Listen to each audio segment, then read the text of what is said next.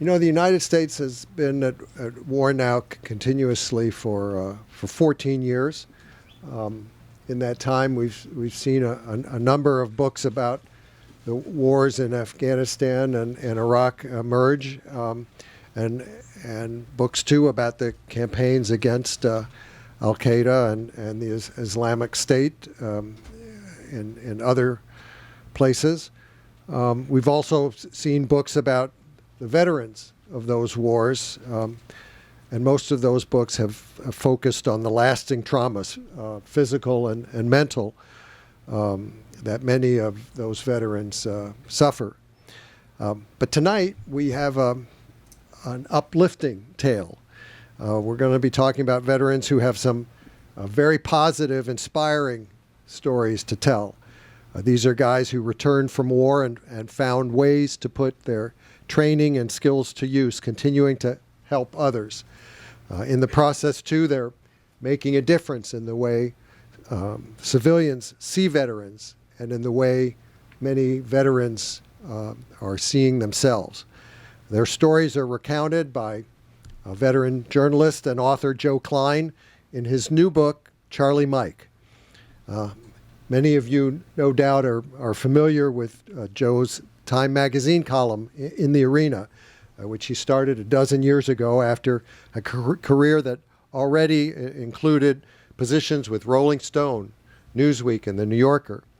He's also written a half a dozen previous books, 4 nonfiction and 2 fiction, the best known being the political novel Primary Colors, based on Bill Clinton's first presidential campaign. Actually, Joe was telling me just before we came out that the most successful event he ever had here at Politics and Prose was one he didn't attend. It was the one for Primary Colors nearly 20 years ago, and he wasn't here because at the time it was anonymous. It was written anonymously, but P&P still did a reading for the book, and but others read from it. Anyway, Joe's a great storyteller, and he's in top form in Charlie Mike, reporting on the amazing experiences of some ex-combat vets led by 2 of their own, Eric Greitens, who's a former Navy SEAL, and Jake Wood, a former Marine. These guys have established organizations for other former warriors, helping them find new purpose, apply their skills, and address civilian needs around the world. So, ladies and gentlemen, please join me in welcoming Joe Klein. Thanks, Brad. Hi, everyone. I'm here tonight to talk about Donald Trump. Actually, I'll get back around to that. And I see you guys in the Mission Continues shirts. Thanks for being here. So I guess the question is, what's someone like me writing a book about veterans and about war? And I got to tell you a story. Everybody has a 9/11 story. This is mine. At the end of the 2000 presidential campaign, which was my 7th presidential campaign, I retired. I retired from the New Yorker, and I figured that I had reached the pinnacle of my, it's hard to call journalism a profession, but my work, and it was time to stay home and write books and do other things. I remained retired for 8 months and 11 days. And on the 11th day of the 9th month of 2001, 9 of my neighbors in the small town that I live in just north of New York City didn't come home. And a weird thing happened. All of a sudden, we became citizens for a moment. The forces of social capital in town, which is a euphemism for the women, got together and figured out ways to feed the 9 effective families for the next month. And we heard that they needed shovels and gloves down at Ground Zero. And we bought out Home Depot and brought it to the fire station. And some of the widows came to me and they said, Joe, and I remember one in particular, was holding a 2-month-old baby in her arms, and she said, I have this one and one other. And when they get old enough to ask, will you tell them why their father died? And I figured that, I didn't need much prodding to get back into it. Journalism for me was always a way of learning all the things that I didn't learn when I was supposed to be learning them in the 60s. So I came back, and I did a couple of more pieces for the New Yorker, and then I saw the president moving toward Iraq, and I wanted to, in the New Yorker, we don't come equipped with elbows. You know, we're kind of Olympian. We don't make passionate judgments. And I felt the need to make some passionate judgments, and I came back to work for Time magazine. And I figured that what I had 4 things to learn at that point. I knew the region some, but I had to double down on the region, spend a lot of time there. I knew the military some, but I had to learn it top down and figure out how they were going to me, the most important question was how are we going, with a military that was built to fight tank battles on the plains of Europe, how are we going to fight this ephemeral enemy? I wanted to learn intelligence, and I wanted to learn Islam. And happily, Jim Kelly, the editor of Time, said, you can do all that as long as you keep doing politics. So there was an 8th presidential campaign and a 9th presidential campaign. This one is the 11th. But during that time, you know, I was against the war in Iraq. But once we were there, I figured we really needed to calm things down. You know, once we'd broken the China, we had to at least sweep the aisles and make sure that we were leaving the place not in chaos. And in 2006, I wrote a column about counterinsurgency strategy, which, just to remind you, it was, instead of going after the bad guys where we were playing whack-a-mole all over the place, it was trying to protect the innocent civilians. And I did a column about that. You know, it was the one thing we hadn't tried yet. And there were a lot of really interesting military intellectuals who thought it was a good idea. So I did this column, and the next day after it appeared, I get a phone call from General David Petraeus, who has been cast into the outer darkness of Fort Leavenworth by Donald Rumsfeld, who I believe is the single worst public servant I've had the lack of privilege to cover in 46 years of doing this. And Petraeus said to me, you're on the right track, but you don't know anything. He says, you want to learn? And I said, sure. He said, well, I'm going to shoot you a reading list.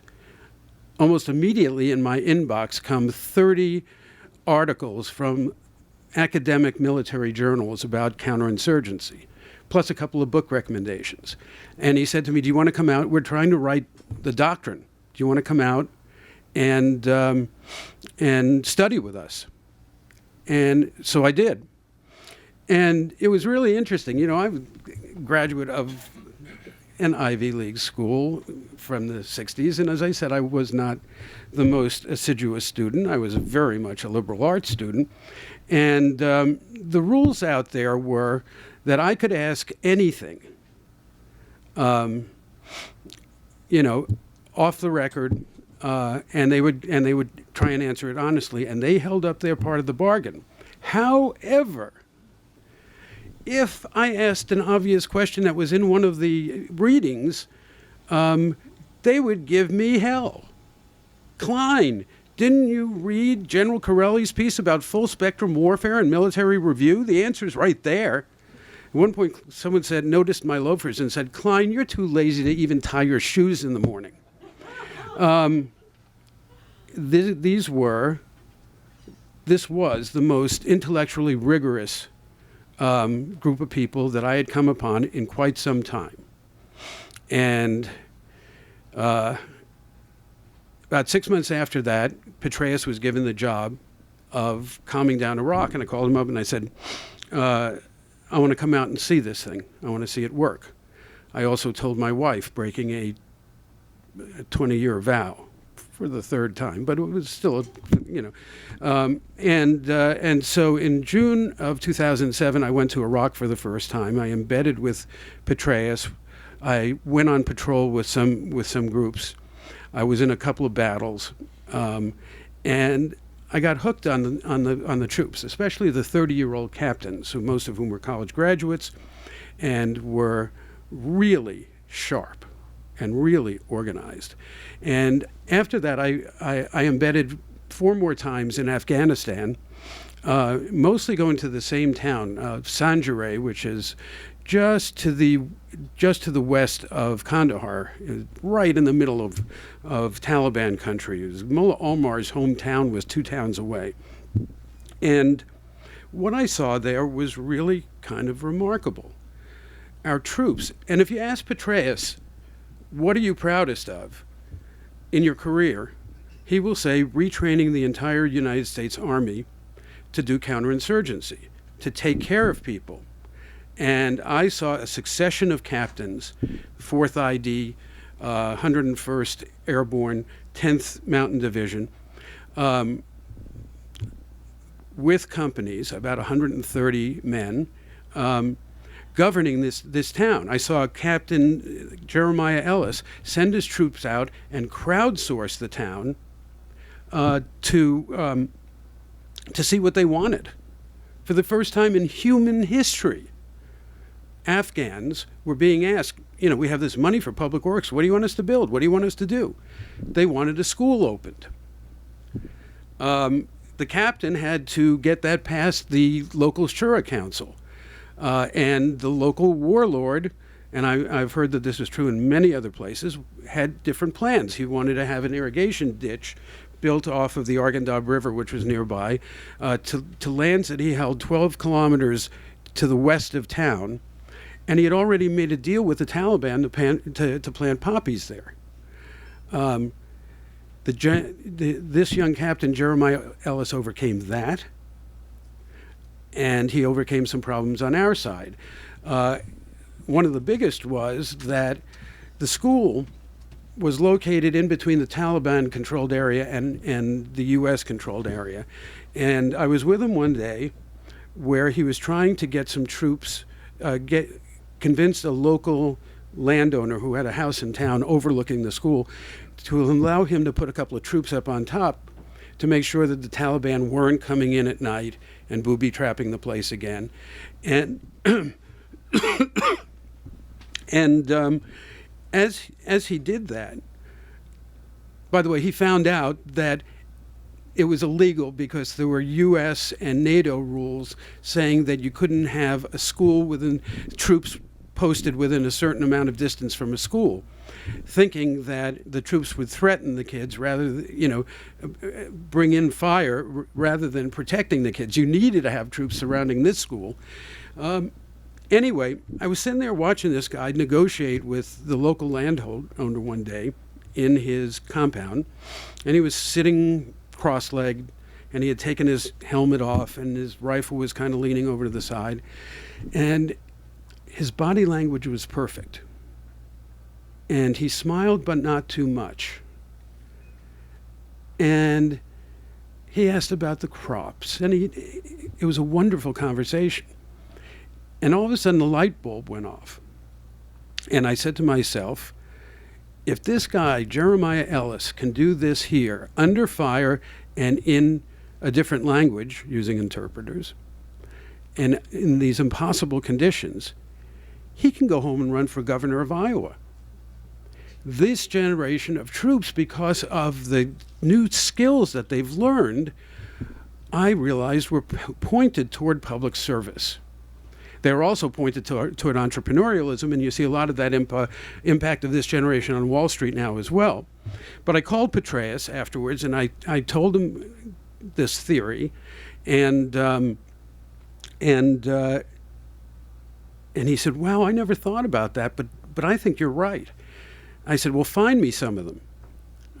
And both he and Paul Rykhoff from Iraq and Afghanistan Veterans of America and other people found me a bunch of veterans who I wrote about on the cover of Time magazine a few years ago in a piece called the New Greatest Generation. In that group there was a guy who his name was Eric Greitens, and he was a Rhodes Scholar, and he was a stone humanitarian, and he spent every break.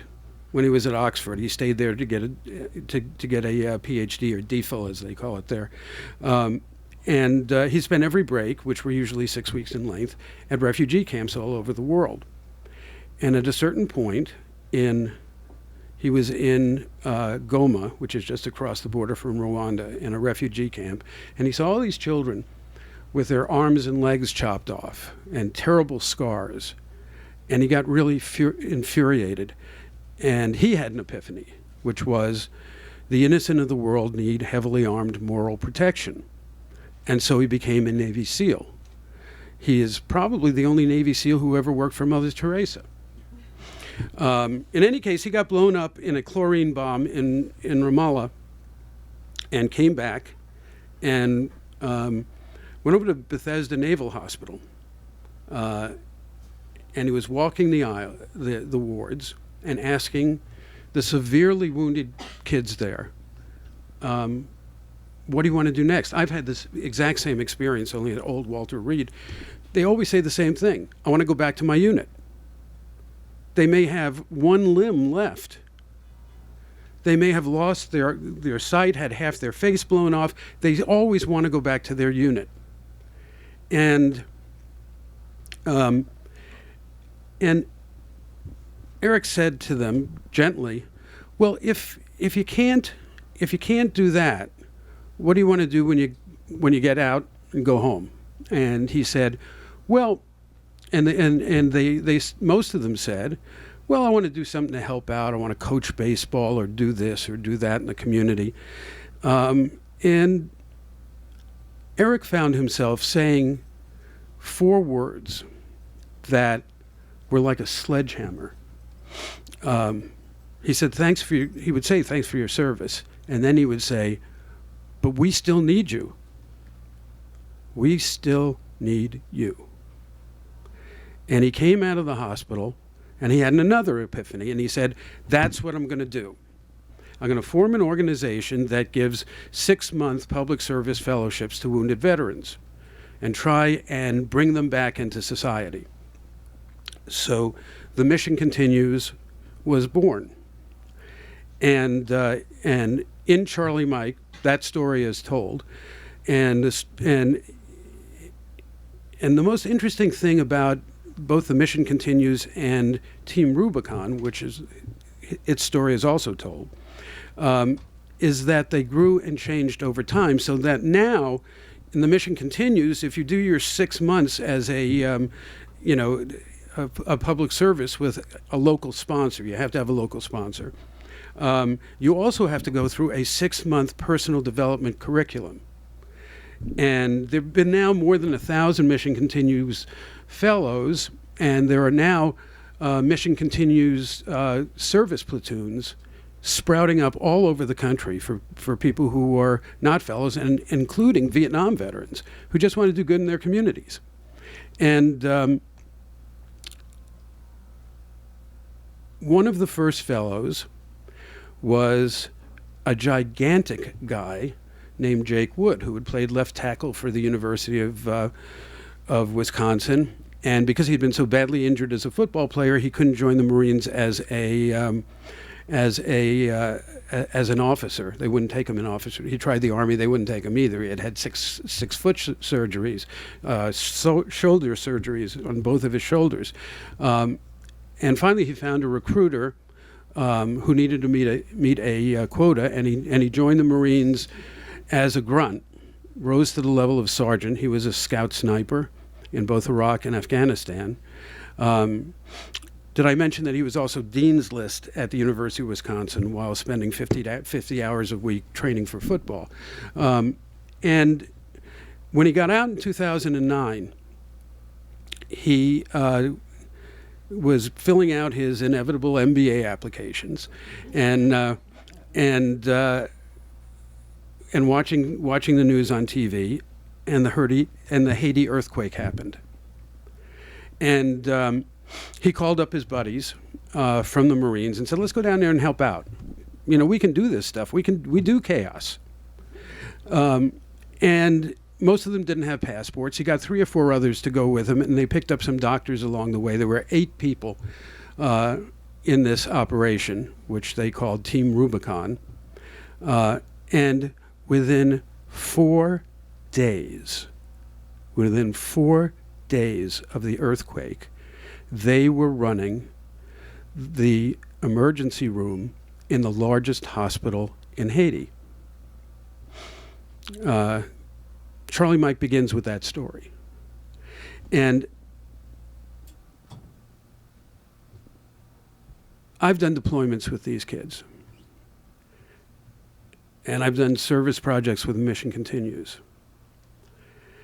And one thing that we're beginning to learn, not enough data yet to say this officially, but what we're beginning to find is that serving others is a great way to treat post-traumatic stress.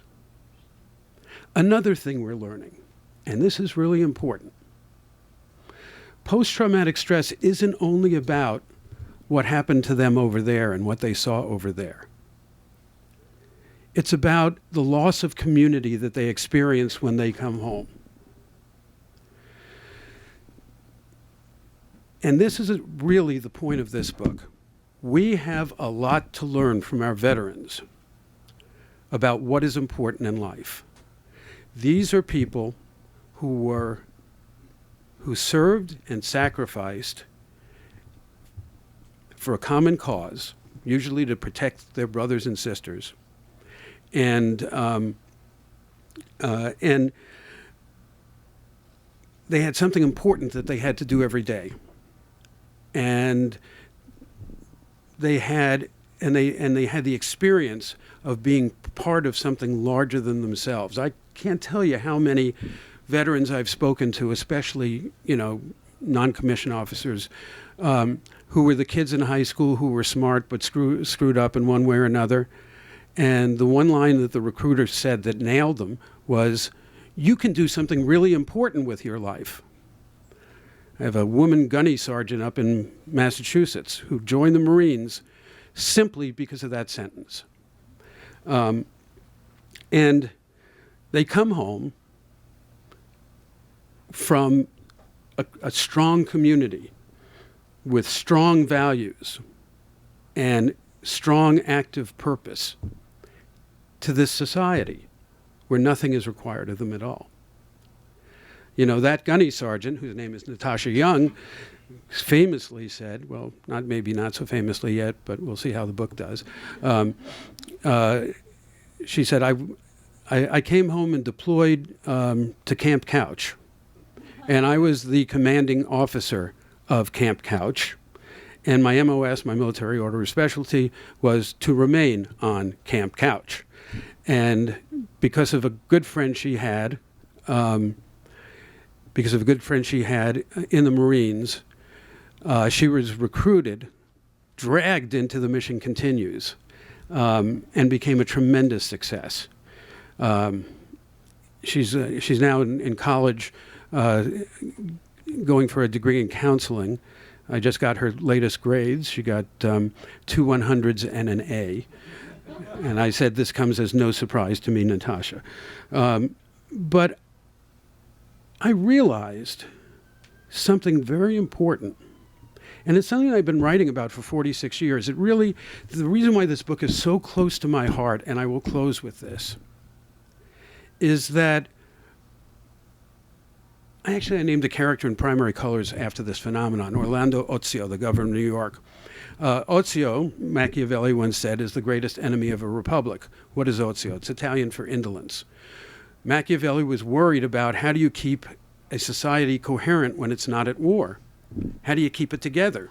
Well, we've had the greatest experiment in Ozio in human history since the end of World War II. We have had wars, but we haven't had any existential crises up until 2000, the stock market crash in 2008. The economy's been humming along, and now, we're back. Okay, there are serious problems, but, during that time, my feeling is that we've lost the habits of citizenship, and that it's really hard to do democracy without citizenship. If you try to do democracy without citizenship, and I told you I was coming here, you wind up with candidates like Donald Trump.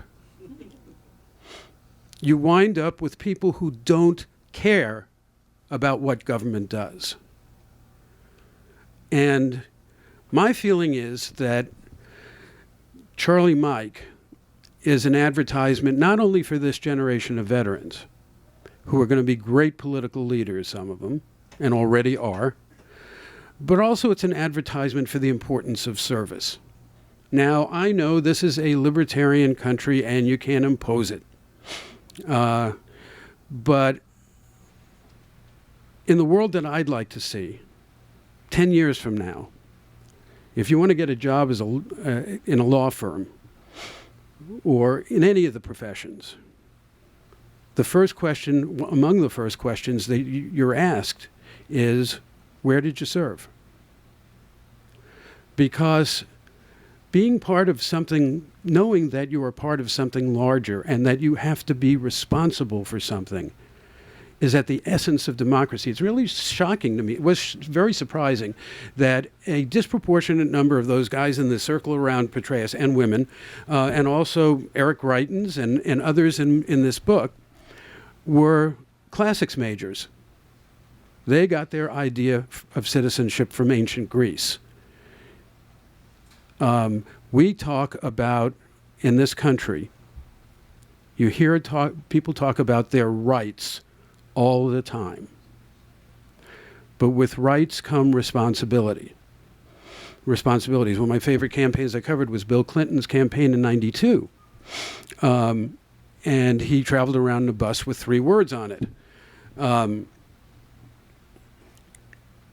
Community, opportunity, and responsibility. Kind of wish I'd hear something from his wife about our responsibilities as citizens rather than all the goodies that the government is going to give us and the rights that we have as individuals. I think that there are values here in this book and in these lives that the rest of us need to start thinking about very seriously. Because military is a culture that is pretty far divorced from civilian culture. Only 1% of our population are combat veterans from Iraq and Afghanistan. And you know what they're starting to call us, the rest of us? They're starting to call us the 99%. And I think that, I'll just close.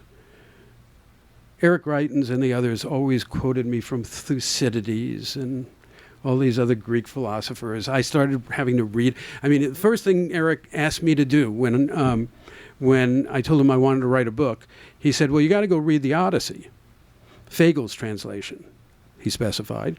And I said, why? And he said, well, it's the first book that was ever written about a veteran coming home from a war. And since then, there were all those...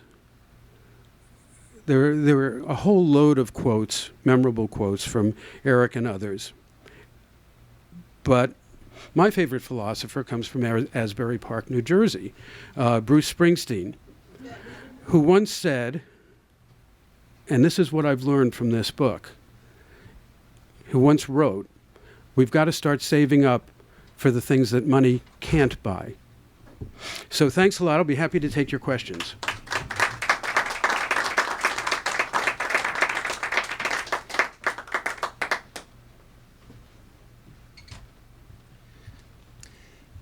The experience of the veterans from Iraq and Afghanistan, do you believe it's different than the experience from Vietnam and the others, and why? Yes, I believe that they're different. First of all, they were all volunteers. And the military is much smaller and tighter. I've written a book about Vietnam veterans, and their isolation was even greater, in part because they came and went as individuals. They didn't train or serve as units, and this generation is really interested, is really taken action through groups like these and others to take care of each other.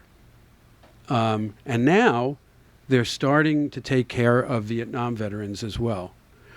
When Team Rubicon went to my old neighborhood, Rockaway Beach, New York, after Hurricane Sandy and started doing disaster relief there, 300 of them, mostly non-coms, organized 10,000 civilians to help with the cleanup. And among the people who started to come out at that point were Vietnam veterans, and also the widows of people who had served. Their husbands' buddies would tell them, or wives' buddies would tell them, "Hey, I'm going over to New York to help out. You want to come?" And in the years since I wrote this, Team Rubicon has expanded into after those floods in South Carolina. Guess where they were? They're out at some place. There's always a disaster happening somewhere. I wish they could take care of the disasters that happen in this town, but I do think that they are different for that reason. They were volunteers. They have very complicated feelings about these wars. And I think that there are polls that showed that what Eric Greitens saw at the hospital, at Bethesda Naval Hospital, is true in general. 90% of veterans say that they want to continue to serve. I should have said this at the beginning. They want a Charlie Mike, because Charlie Mike means continue the mission in military radio code.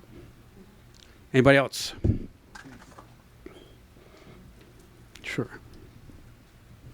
You can ask me about other stuff too. You can ask me about politics. You could ask, but I prefer to talk about this because I really think that this is the answer to the stuff that's to the problems that are ailing us politically right now. Well, one of the things I was going to ask was about the title, so thanks for that coda. But you have something else to ask too, right? Sure, always have.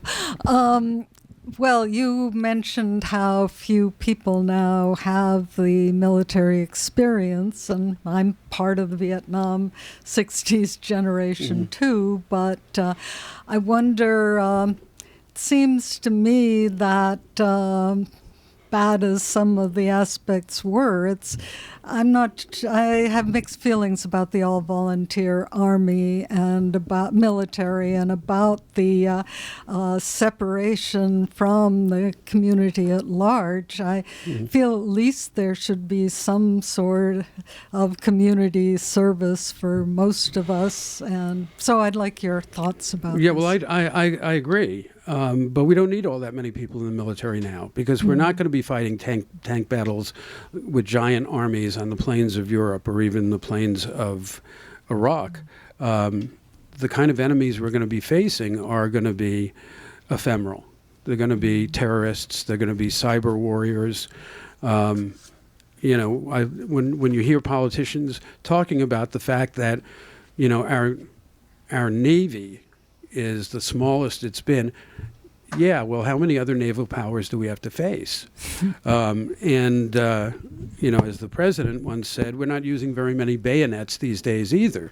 Things change, and the nature of warfare changes. But I do agree with you in this sense, that I would like to see service spread as far as we possibly can make it. Everybody's coming out with these plans for tuition-free college. And, Bernie, that's great. it's a wonderful new right you want to give people, but what is their responsibility in return? What are they going to give us back? And I know that this will upset some people on the left, but if we give you food stamps, what are you going to give us in return? Are you going to be part of a service platoon to help clean up the local park? I mean, I think that this is an ethic that is neither left nor right. A lot of these, there's another political spectrum in this country, not just left-right, but also communitarian, libertarian. And things have tilted way over toward the libertarian side. And I think that we have obligations to serve each other. Democracy doesn't come free and it doesn't come cheap. And I really think that if more people had the experience of serving beside each other, you should see the kids who do Teach for America. The spirit of camaraderie that they get out of working in the toughest schools in the country. I've been down in New Orleans where all the schools are charter schools now and where that system was saved by Teach for America. And they're doing a lot better now. And I got to add that I don't think it's particularly wonderful that the teachers' unions are trying to crush Teach for America now. And that's one of the problems we're going to have with service, is that a lot of government employees are going to see this as a threat to their existence. And, you know, to me, the ideal country is where each of us is part of government for a short period of our lives rather than paying some other people to be government all of their lives, especially if there's no accountability, especially if we can't fire them.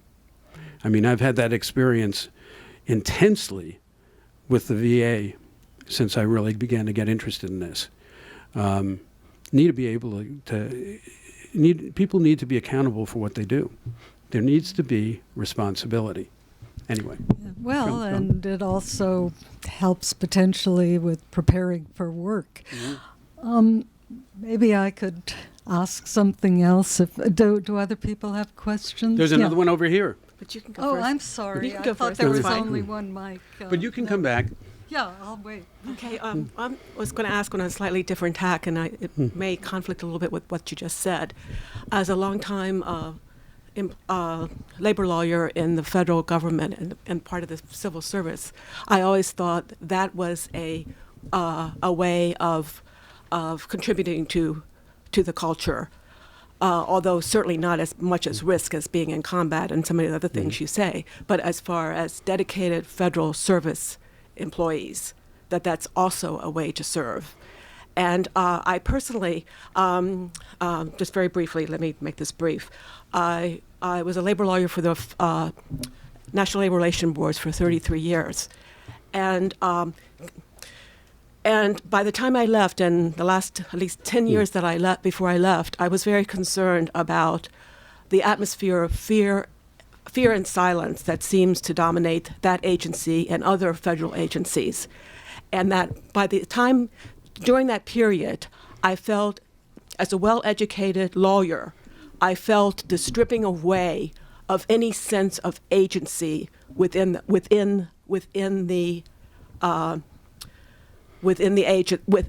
National Labor Relations Board, that employees not only were not encouraged or allowed to give input about how to make the agency better, but a penalty would be exacted if you did so. And I also have the experience of knowing that although it's commonly said that it's very hard to fire employees in the federal sector, I saw many people constructively discharged from the National Labor Relations Board, not because they had been poor performers or that this was substantiated, but in some cases, even because they spoke up for the rights of employees within the agency. Well, of course, look. Of course, public service is public service. Mm-hmm. Yes. But public service without accountability is a real problem. If you want to have a country where people believe in government, government has to be efficient. We have a program called Head Start. We spend $1 billion a year on it. And according to the government's own study, it doesn't do anything. We know that early childhood education is effective when it's done well, but somehow Head Start has absolutely no impact. And I've talked to people in the Obama White House about it, and I asked them, why is this? And they have actually started trying to reform it, but it's because it was a mess. It came out of the anti-poverty program. Half the Head Start programs are run by local anti-poverty programs, and a high-ranking person in the administration said to me, it's a jobs program, not an education program. So the thing is that, yeah. And I just want to say one sentence in response. No, wait a second. Okay, No. You went on for a bit. I just want to finish. No, what I I'm want say. you to finish, but I want to say one In sentence. this book, one of the main characters doesn't make it because of the utter incompetence and lack of caring in the VA. People should be fired from the VA in droves. Many of them are veterans, by the way, should be fired. There are an awful lot of teachers. As a parent who had kids in public schools, I could tell you there are an awful lot of teachers who need to be fired. And I would love to see a system of teachers and of public employees that works more like the military, where it's 4 years up or out. If you're not still doing your job, if you're not being effective, you have to go on to something else. But and I think that there are an awful lot of people who come into public service with the very best intentions, who really, really want to help other people. And an awful lot of them burn out, because that's what happens unless you're a saint. And we have to make major reforms in our government to make sure that we have a steady flow of young people, of idealistic young people coming in, that we value that, and that we are steadily pruning the people who have done the best they can and no longer are effective. Okay, I just wanted to say one sentence. I couldn't agree with you more about accountability. What I'm saying, in those agencies where there is a culture of fear and silence, and against the employees having agency, this is a counterforce against the effectiveness of the agency. I think if agencies were able to run more entrepreneurially, there would be a culture where if employees came up with good ideas, they would be rewarded, not punished. It's just that the current system is so corroded and encrusted that it's really going to be hard to change that. Yes? I'll bring it back to the book. Of the people you profile in this, did you find any common characteristics about them? Do you suspect that they were there before they served in the military? Do you think that to bring it out in them, they needed to serve in the military and or serve in war? Mm-hmm. Well, that's a very good question, especially the last part of it, or serve in war. There, especially in the officer class, there is a commonality, and it's many of them come from military families. It's part of a family tradition. Others are like Eric Greitens and Congressman Seth Moulton up in Boston, who simply believed it was their responsibility as a citizen to serve. But the thing that I found was there's this whole class of high school kids. I'll tell you one story from the book. Mike Pereira, who eventually was one of the highest ranking people in the mission continues, was a complete high school screw-up and had a terrible relationship with his father. His mother left the family. He was living in a car and stealing $1.60 every day because you could get a hot dog and a soda at Home Depot. And finally he decided, I got to get out of this somehow. And so he went to an Army recruiter. This is up in Washington State. And they took him on a tour of Fort Lewis, and they showed him all the things that went bang. His father went bang all the time. He didn't need to see those things. And they showed him this and that. And finally they took him to the DFAC, the dining facility. And it was as if he had walked into paradise. There were stacks of grilled cheese sandwiches and hamburgers on the grill and a pasta bar and a salad bar and an ice cream, a dessert bar. And he joined the military because of his stomach. He was recruited by the dining facility. And he gets in, he takes a battery of tests, which they all do, and he's off the charts in intelligence. And they make him an intelligence officer. And he winds up doing some very, very, very creative work in mapping out the networks, the terrorist networks in Iraq. But he comes home with post-traumatic stress and has his life saved by the mission continues. He's one of 5 people who puts a gun to his head, in this case, in his mouth. He didn't pull a trigger. And now he is a scholar. He's getting his PhD now, and his thesis is on post-traumatic growth. And his theory is that when you go through this journey, value comes from it, and character comes from it. I think that that's the one thing that they all have in common, that they've been through a journey, they're part of something, they're part of a community, and they want to take care of each other. Joe, I have a question. And who are you? I'm just a member of the audience now. The first chapter, when you're telling the story of Jake Wood, he ends up going it alone with his buddies and forming Team Rubicon because, at the first instance, the Red Cross won't take him. Yes. And I wonder if you now see any sign of more traditional service organizations waking up to the availability of this pool of people, or you see the possibility of the mission continues and Team Rubicon and other groups like that somehow joining forces with the more conventional groups. Well, the Red Cross now takes Team Rubicon.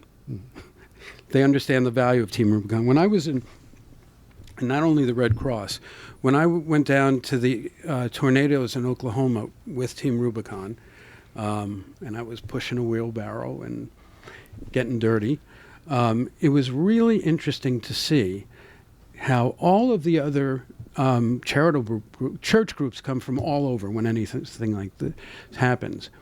And Team Rubicon was totally organized. They had a command outpost in the parking lot of Home Depot, which should get a shout out here because Home Depot always does that, always contributes the tools.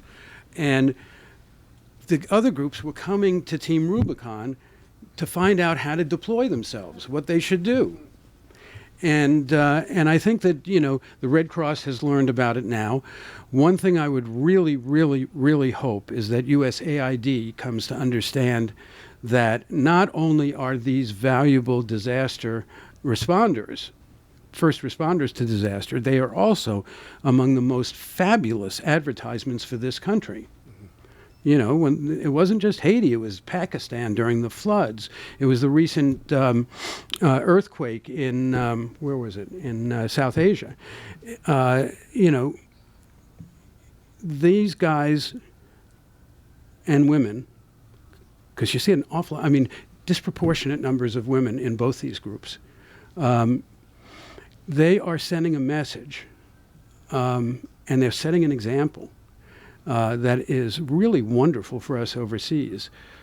And I think, over time, I hope it's going to be an example for us here at home. Yes. Hi, Joe. How are you? And thank you Fine. for writing the book. My name is Debbie Scheinberg. No, I know your son. You may have seen him recently, as a matter of fact. I saw him last night. When Aaron returned from Iraq in 2006, he went to graduate school, and he was then recruited by large firms on Wall Street, and he had no interest in that. whatsoever, and his interest was in public service. And that's always amazed us, of all the young men and women that you're writing about. But my question is, how do you think, what is their potential for changing the political landscape going forward as they enter these public service and political jobs that they're striving for? Well, I think it's it's unlimited. I think that they are natural leaders. Can I tell people something about your son? Aaron graduated from West Point with a degree in Arabic, and he was a very, very leading indicator in the Triangle of Death in Iraq in 2006. He fought his superiors to try to, instead of play whack-a-mole, listen to the local people, and he could talk to them because he spoke Arabic. And he came back with some problems, right? And Mission Continues helped overcome them. He's about to become a daddy any instant now. And one thing Aaron is doing, he's a very high-ranking person in Mission Continues. But last night in New York at the book party, he met my son, who is working with prisoners, and my daughter-in-law, who is a Latina, who is an artist. And Mission Continues, one of their service platoons, in the South Bronx, is providing arts education in coordination with another group called Dream Yard. They're providing the physical heft for cleanups and for murals and for some of the most amazing things that you would never expect veterans to be involved in. And they recruited successfully, Aaron did last night, my son, my daughter-in-law, and my wife, who's an interior designer who's going to teach a class in interior design in the South Bronx. So, when you talk about the potential and you talk about the reach, it's just unlimited. And I think that it's going to be hard in this country where, we spend all of our time looking into screens and not looking into each other. It's going to be really hard to rebuild a sense of community. But these are the people I've seen who are the most inspirational at doing something like that. And thank you for your son. He's a remarkable guy, and we still need him. I had no idea what I was in store for when I came here, and to say that you tell a good story is an understatement. I could listen to you all day. You just started talking and you drew me in, so thank you for telling the story. Hope the book does the same thing. Yes, absolutely. Could you speculate, since you're here, could you speculate a little bit about our political future? Well, as I said, this is my 11th campaign and probably the weirdest one yet. I'm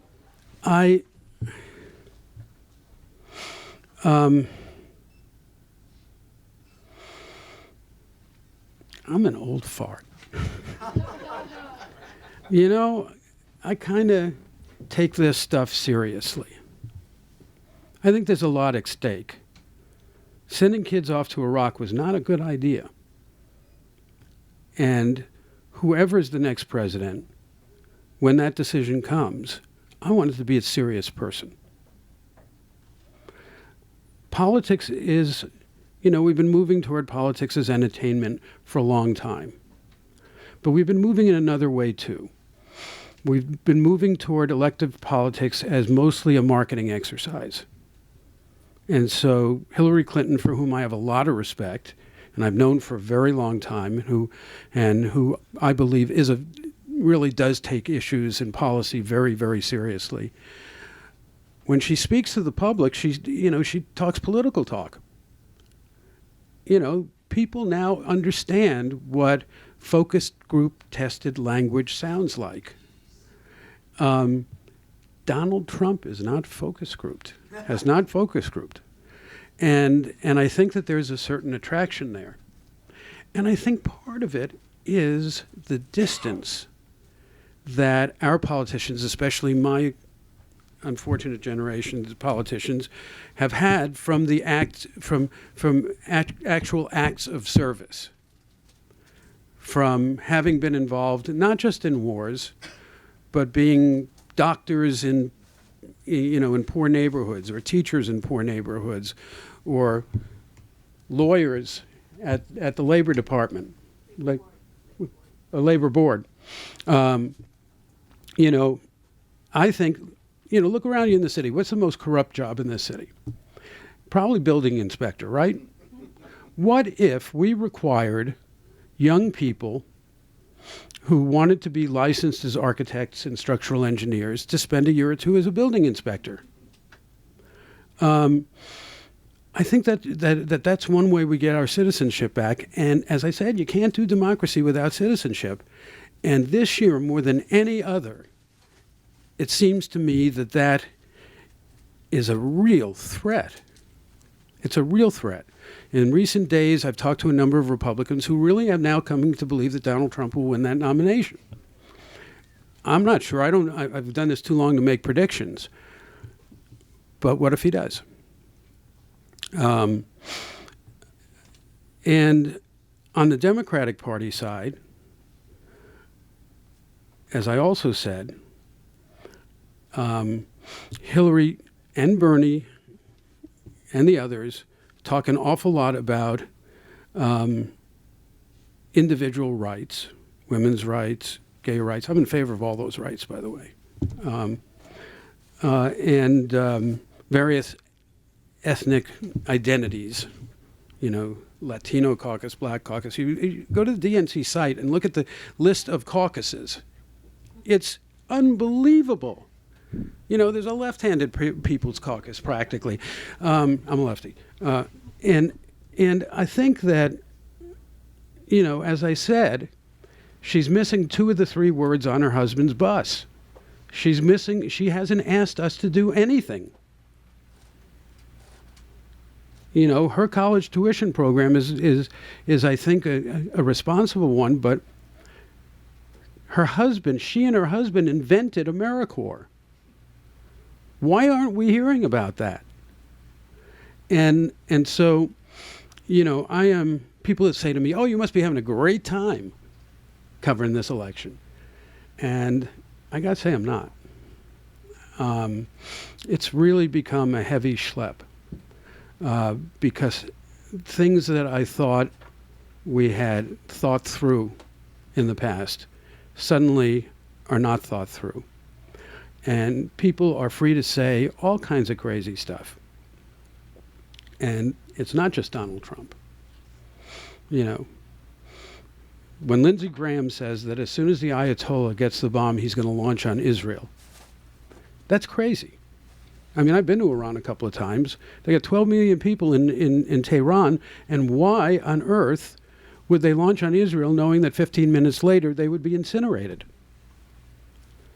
So, I mean, the standard has been lowered to such an extent, and too many of my colleagues are still playing this as if it's just a game.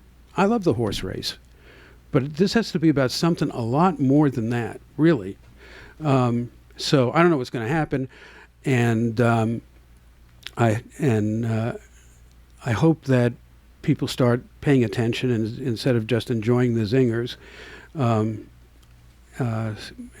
that's probably the least satisfying answer I could give you. Time for one more. One more, and then I'll be happy to sign books.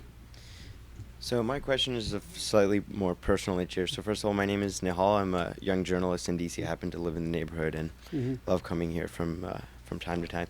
And my question is, first of all, I wanted to get a little taste from you of what it was like to work for the New Yorker. It's one of my favorite publications, and a sense of the structure and culture there internally, and some highlights maybe. And then second of all, what it was like for you to break into the journalism industry back when you started 40 years ago, and given its cutthroat competitiveness and lack of pay, and perhaps how you were able to intertwine your desires to write and craft stories with providing service to your country. Well, yeah, thanks for that. Let me just say about the New Yorker that whenever your words appear in that typeface, all of a sudden they seem so much more intelligent. I mean, it's just, it's just remarkable what happens to mediocre writing when it's in that typeface. No, the New Yorker is the real deal. The New Yorker is the only, and Tina Brown hired me, and New Yorker, Tina Brown was the first editor of several at the New Yorker who, when I would turn in a piece, would say, I want more. Tell me more about this. Tell me more about that. Why did you repeat this? I mean, it is really edited. I must say that this book also was really edited, and I have the scars to prove it. But I think that the level, the level of excellence and the standard of excellence there reminds me of the standard of excellence in the group surrounding David Petraeus when they were trying to figure out how to develop a counterinsurgency strategy. As for me, it was the 60s. And I was against the war, and I was in favor of civil rights, and so I came into it initially from a political perspective. And I started the way everybody does. I was a small newspaper. I did the police blotter for the Beverly Times. Bill Bradley and I were probably the two most famous graduates of the Beverly Times, which no longer exists, which says something, by the way. It makes it much more difficult to cultivate great young journalists if there are no newspapers, or the ones are local Mick newspapers with giant weather maps. And to me, the most valuable experience I had in those early years was I covered busing in Boston. And I came into it as a standard liberal. And then I went out and I reported. And I couldn't find any black people in favor of busing. In fact, black high school students were being bused from Jeremiah Burke High School, which sent about 20% of their graduates to college. They were being bused to Southie High, which graduated more into the Marines than they did into college, 4%.